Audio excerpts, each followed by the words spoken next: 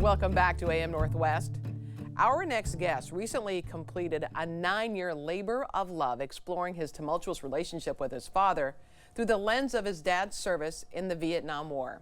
Here to share that story, we welcome the author and illustrator of the graphic novel, The Heart That Fed, A Father, a Son, and the Long Shadow of War, Carl Sciacchitano. Good to have you with us, Carl. Thank you. This is an incredible story, it really is, and done so well in the graphic novel form.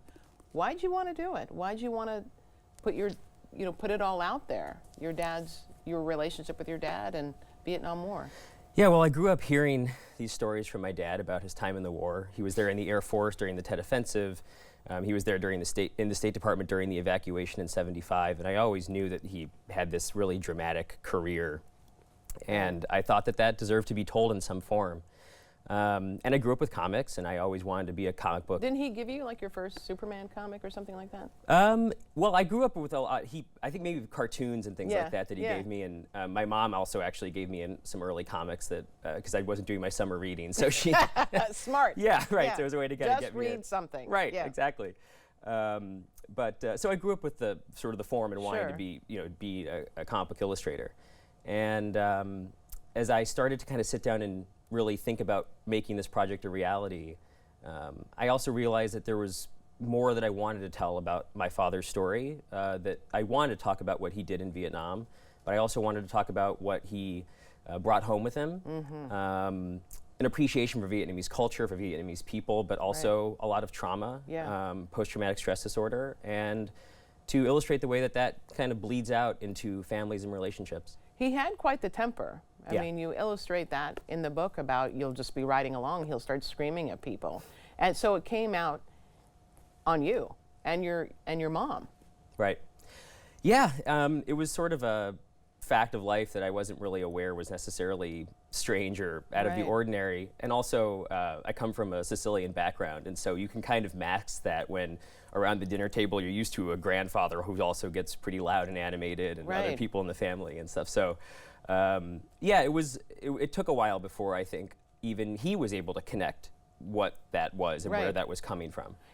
He had, mentioned PTSD, but he kind of really didn't want to believe that he had PTSD. He wanted to shove that aside despite his multiple nightmares. Absolutely, yeah. I think, well, the idea of PTSD, first of all, was really new. I mean, that was something that even coming out of the war didn't exist. Exactly. It was not until the 80s when that started to become something that people were even talking about. So in some ways, the language, the word literally didn't exist for him to identify with.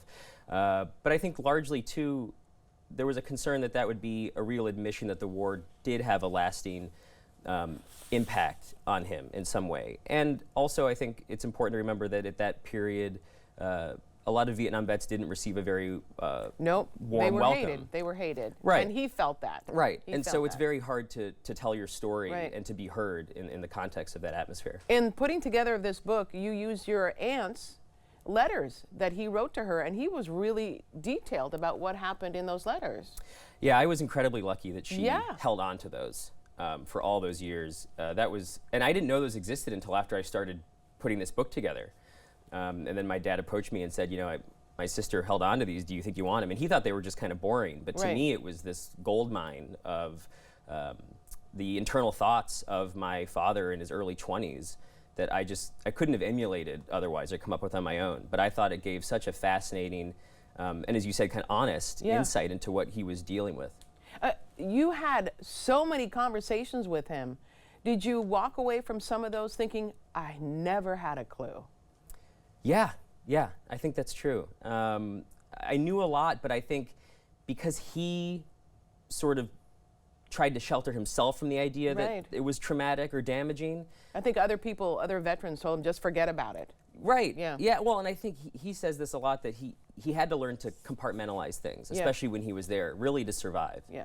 And I think he thought that he was better at that than he really was. Yeah, absolutely. Because you saw it. You saw the impact it had on him. Oh, yeah. Actually, then illustrating the book, I mean, that was a lot of work as well. Yes. Because you not only wrote the story, but you told it in graphic novel form, which takes a lot of work. It did. Yeah, it was a labor of love, but it's not done by computer, done by hand. No, yeah, I did it in a pretty. I actually do kind of a mix. I start my pages on the computer, But then they get printed out, and I ink over them with brush and markers and ink wash and all that, and I even hand lettered it. So because I really wanted it to have kind of almost like a sort of a diary or something, kind of the feel of something that really is hand drawn and handmade. Yeah. What did your dad, in the end, how did he? I know you sent him drafts along the way. How does he feel about the book? He's really proud.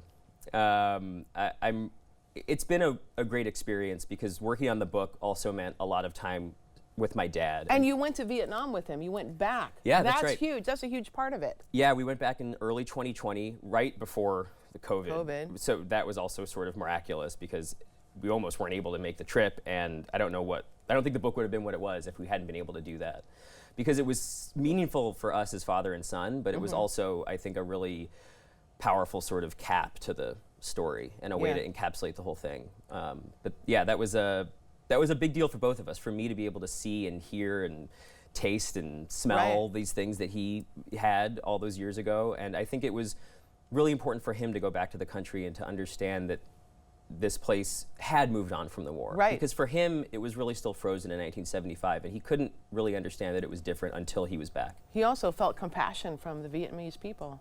Yeah. Well, he always had a tremendous, I think as I said earlier, tremendous respect and admiration for the Vietnamese people and culture. Yeah. He always found them to be incredibly warm, and I grew up with him going to Vietnamese restaurants and spending time around Vietnamese people. I used to always go to a Vietnamese barbershop when I was a kid. So that never left him, and I think he was really happy and relieved to feel that kind of reception when he came back. Love it. We want to tell everyone you have a book event, and it is Saturday, June the 15th at 4 o'clock at Books with Pictures on Division Street. We're going to put all the information for everyone on our website at k2.com. The book, again, the title is The Heart That Fed. Carl Sciacchitano, thank you so much. Great work. Thank you. Really great work. Thank you.